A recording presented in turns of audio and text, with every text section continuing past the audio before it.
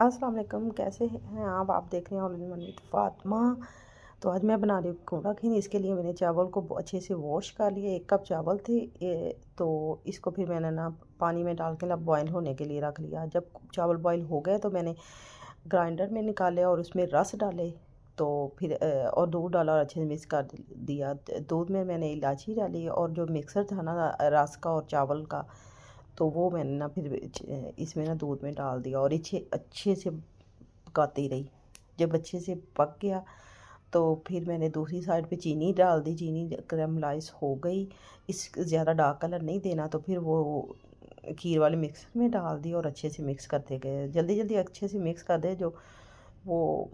तो ये आप खीर एक दफ़ा बनाइएगा, बहुत मज़े की बनती है। एंड पे जब इस तरह की कंसिस्टेंसी हो जाए तो ये डालें ऊपर, जो भी जिस तरह के ड्राई फ्रूट से गार्निश करें और मज़े ले। बाय।